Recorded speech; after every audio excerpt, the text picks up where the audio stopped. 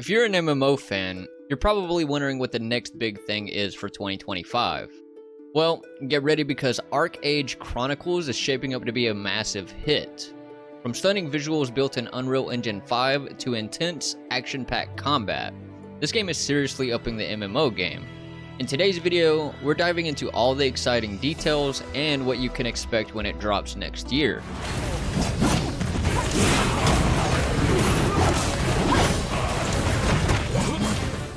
Alright, let's talk about what ArcheAge Chronicles is all about. So, if you've played the original ArcheAge, you'll recognize the vibes, but this time we're stepping into Auroria, a land that's been rediscovered after being forgotten for ages. It's kind of like this huge mythical place where all these pioneers are heading to make a name for themselves.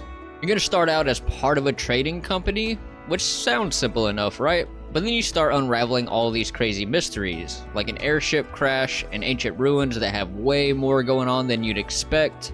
What's cool is that the game's packed with all these shady characters. Some are going to help you, and some, well, they've got their own plans. It's one of those stories where you're constantly trying to figure out who you can trust. And if you're wondering how it connects to the old ArcheAge games, the vibe is there, but this feels like a fresh take. It's still got that massive open world, and you'll see some familiar lore, but the story here is a whole new journey with its own twists. You humans slaughtered each other until the whole world lay in ruins. Alright, so let's talk about classes and customization, which is a huge part of any MMO.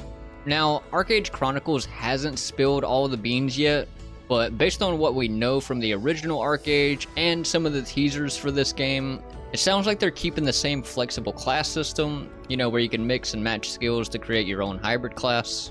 We're expecting to see more unique class combinations, which could give us some really interesting ways to play, like maybe new synergies between races and classes. As for customization, while they haven't really shown anything yet, since it's built on Unreal Engine 5, I'd guess the character models are gonna look pretty detailed. We might see deeper customization options, like more control over how your character looks, maybe not just in the usual ways like hairstyles and faces, but possibly body types too. Again, that's speculation, but if they're pushing the boundaries graphically, it makes sense that character creation would get an upgrade as well. As far as I can tell, it's looking like you'll be able to fine-tune your class and character in a lot of the same ways that you have in other ArcheAge games. I'm sure they'll step it up, but this is something we will have to see. Either way, character customization is always a win for any MMO.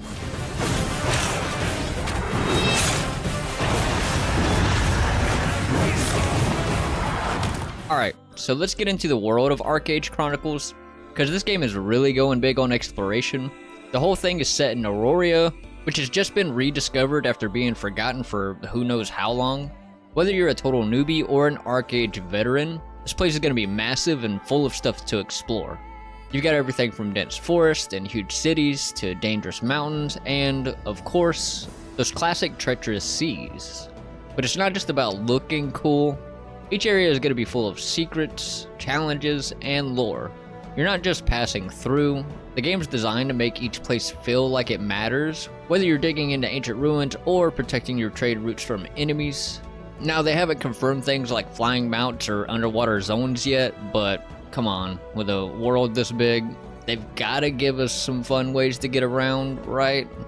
Plus, they've really pushed the idea that the world will be super interactive, so I wouldn't be surprised if you can interact with the environment in ways we haven't seen before. On top of that, there's a blend of PvE and PvP, and it sounds like they're aiming to make the transition between the two pretty seamless. You could be going off doing your own thing and suddenly you're in a huge PvP battle.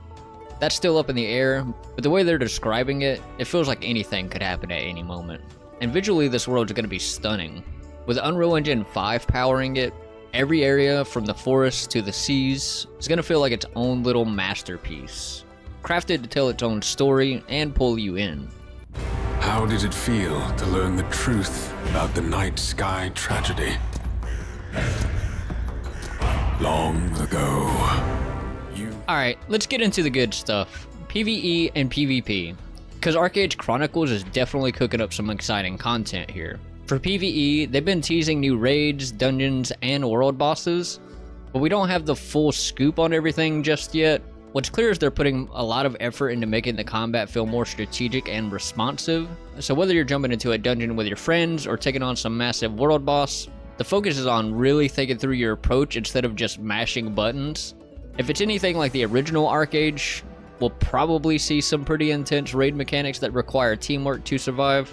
And something they mentioned in the developer diary video that they released a few days ago is that they're more focused on the PvE aspect of things right now. In the video they say if the PvE combat feels good, then the PvP should naturally feel good.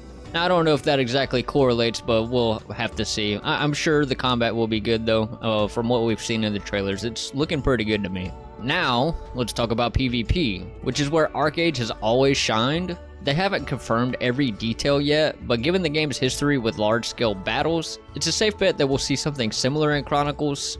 They talked a lot about improving the combat system to make it smoother and more responsive, so those big guild wars or large-scale PvP battles should feel a lot better than in the past games. Again, we're still waiting on the full details, but it sounds like they're aiming to keep those massive fights that ArcheAge is known for. One thing they've hinted at is working on better balance in PvP. In the past, it could feel like new players didn't stand a chance against veterans, but with Chronicles, they're looking at ways to level the playing field a bit more. We might see some changes that make it easier for new players to jump into the action without getting completely wrecked by experienced players. But we'll have to see what that actually looks like. And a lot of this, I would say, stems from how they manage their microtransaction system.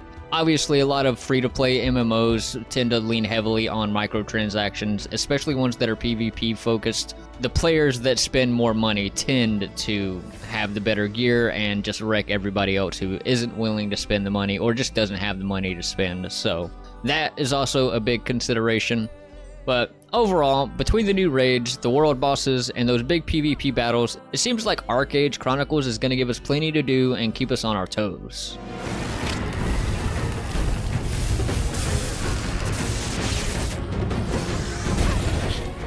Alright, let's talk about something we all love. ArcheAge's economy and player housing. If you've played ArcheAge before, you already know that crafting, trading, and the in-game economy are a big deal. It's not just about running around collecting materials. Everything you do can actually impact the economy. Whether you're crafting items, trading across dangerous zones, or building up your resources, it all ties into this bigger player-driven system.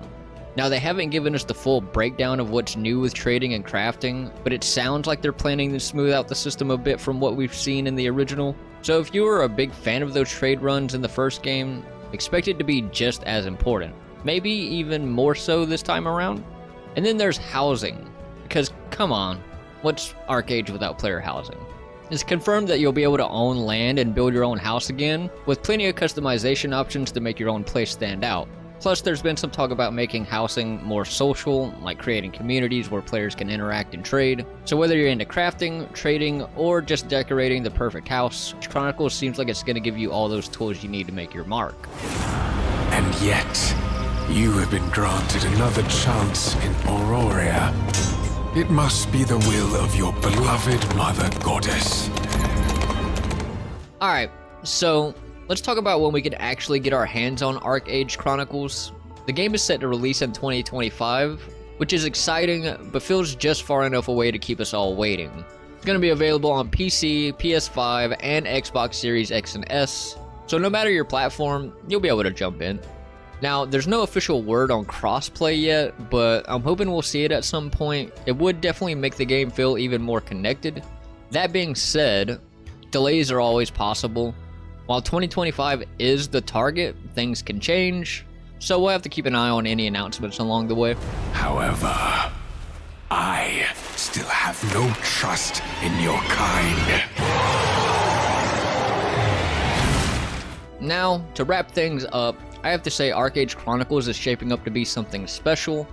Between the massive open world, the revamped combat, the player-driven economy, and the social aspects like housing, it feels like this game is really pushing to bring the best of MMOs and action RPGs together. Personally, I'm excited to see how they blend all these elements into one experience, especially with that seamless open world exploration. But that's just me. What about you? What are you most excited for in ArcheAge Chronicles? Drop a comment below and let me know. And if you're hyped for the release like I am, Don't forget to hit the like button, and also definitely subscribe for more updates as we get closer to 2025. That's going to be it for this one. Thanks for watching, and I'll see you in the next one. Peace.